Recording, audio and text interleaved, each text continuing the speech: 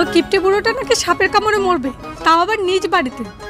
মরলেই ভালো, ও মরলে গ্রামের লোকে স্বস্তি পাবে। এত টাকা করে তবু বাড়িটার কি অবস্থা করে রেখেছে দেখো না।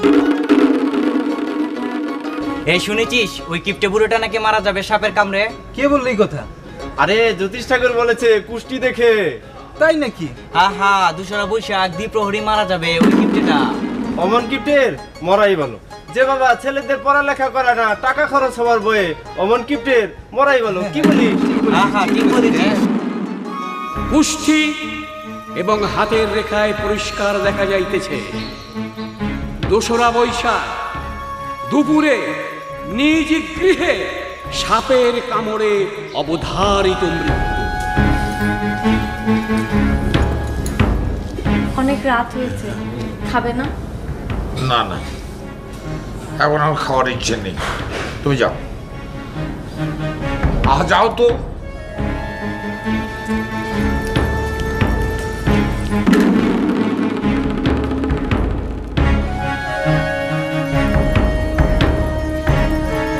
শনি পুজো দিয়ে কোনো লাভ হইবে না বৎস। কুষ্টিতে যে লেখা আছে তাই হবে। অবধারিত বম শঙ্কর, বম ভোলেনাথ, বম শঙ্কর। আচ্ছা, জ্যোতিষ বলেছে দুপুরে নিজ গৃহে সর্পদংশনে মৃত্যু, কিন্তু আমি যদি সে সময় নিজ গৃহে না থাকি তাহলে? আমার কি মতলব আসছে? মনে হচ্ছে তো কোনো গন্ডগোল পাকাচ্ছে।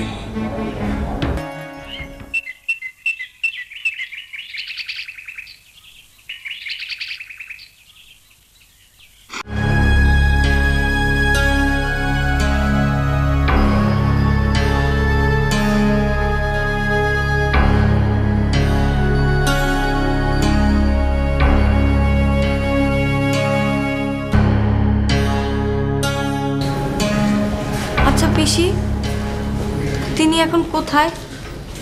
এক গলা জলে দাঁড়িয়ে সূর্যের দিকে তাকিয়ে সূর্য প্রণাম করছে। কেন? তার ধারণা জলে দাঁড়িয়ে থাকলে নিজ বাড়িতে কেমন করে সাপের কামড়ে মরবে। আশ্চর্য।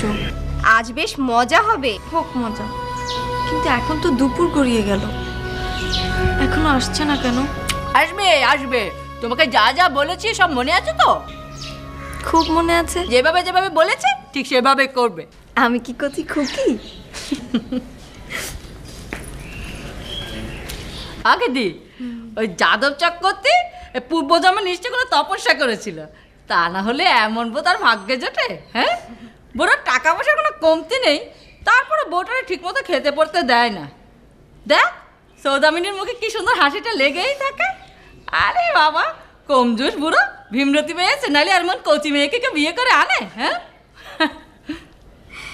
খেদি একটু উকি ঝুঁকি মেয়েরা দেখ না, তোর অশ্বিনী আসলো কিনা।